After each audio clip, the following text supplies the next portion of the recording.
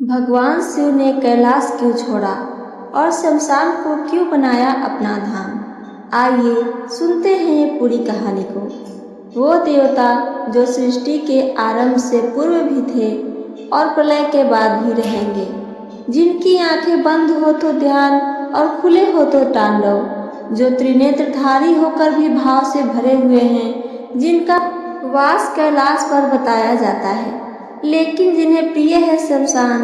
यह प्रश्न हमेशा भक्तों के मन में उठता है, क्यों भगवान शिव ने कैलाश जैसे दिव्य धाम को त्याग कर शमशान को अपना निवास बनाया। क्या शमशान सिर्फ एक डरावना स्थान है या कोई दिव्य रहस्य छुपा हुआ है इसके भीतर? आइए इस गूढ़ और अद्भुत प्रश्न का उत्तर खोजते हैं और जानने का प्रयास करते हैं शिव की उस भावना को जिसने उन्हें सृष्टि के सबसे भयावह स्थान को सबसे पवित्र बना दिया। कैलाश का वैभव और शिव का विरक्त मन।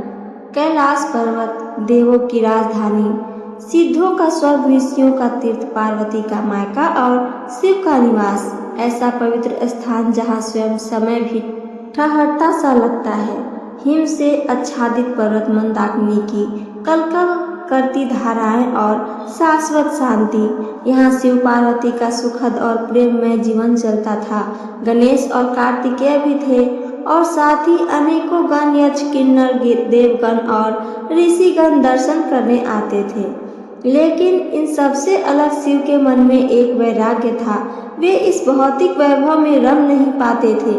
उनका हृदय सदा एक ऐसी शांति की खोज में था जो बाह्य नहीं, आंतरिक हो। उन्हें ना ही सुनहरी महलों का लालसा थी, ना ही कीमती वस्त्रों की। उनके तन पर बाघंबर, गले में नाग, जटाओं में गंगा और भस्म से लेपित देह, यही उनका श्रृंगार था। वे केवल सत्य को स्वीकार करते थे और मृत्यु से बड़ा सत्य कोई नहीं। मृत्यु यात्रा और शिव की दृष्टि। एक दिन कैलाश से नीचे की ओर एक शव यात्रा निकल रही थी। ढोल, मंजीरे, रूदन की ध्वनि और उसके बाद अग्नि। शिव ने यह सब अपने त्रिनेत्रों से देखा। पार्वती उनके समीप बैठी थी। शिव बोले, पार्वती देखो वहाँ क्या हो रहा है।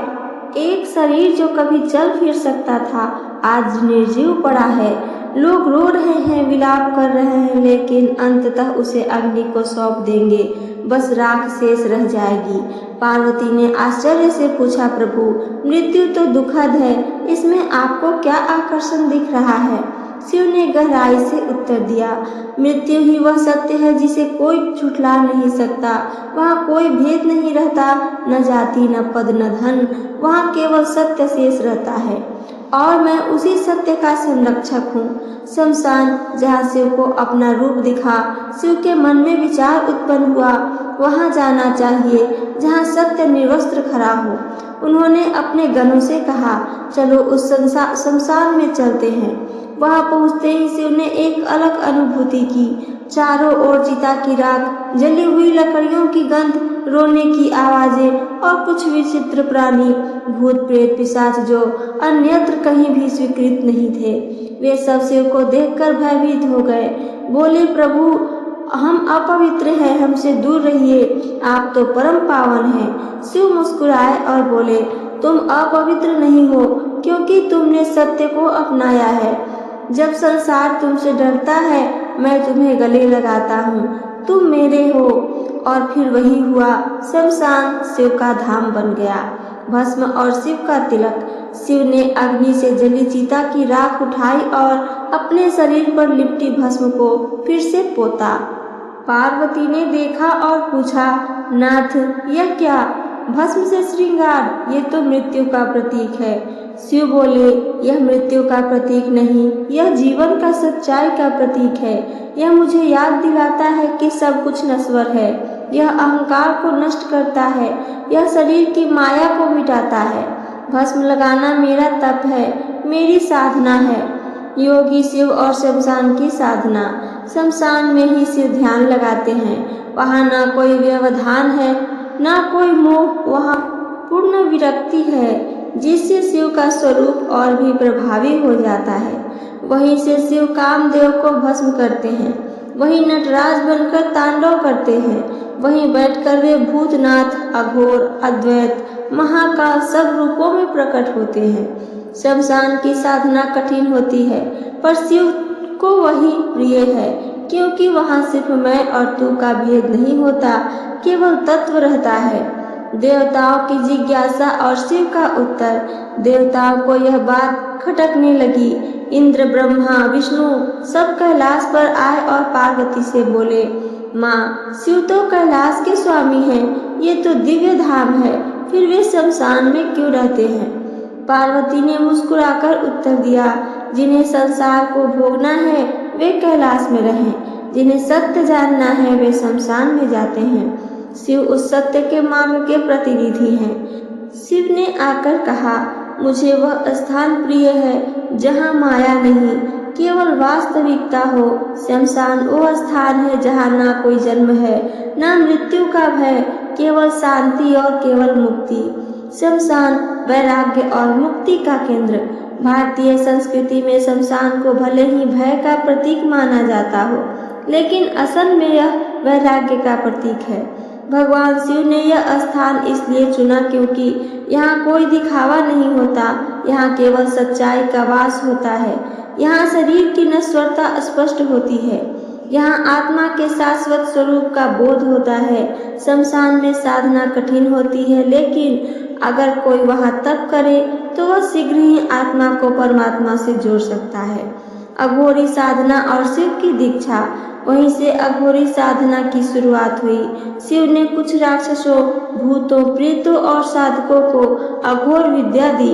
उन्हें बताया, इस संसार का सबसे बड़ा अज्ञान मृत्यु का भय है। यदि तुम इसे जीत लोगे तो तुम अमर हो जाओगे। इसलिए अघोरी शिव के उपासक हैं। वे शमशान में ही ध्यान लगाते हैं, क्योंकि वहीं से मोक्ष का द्वार खुल जाता है। तांडव और शिव का तीसरा नेत्र। शमशान में ही शिव ने तांडव किया। वो तांडव जो सृष्टि के विनाश का प्रतीक नहीं, बल्कि नव सृजन की भूमिका है। तीसरा नेत्र खुलता है और अहंकार जल जाता है।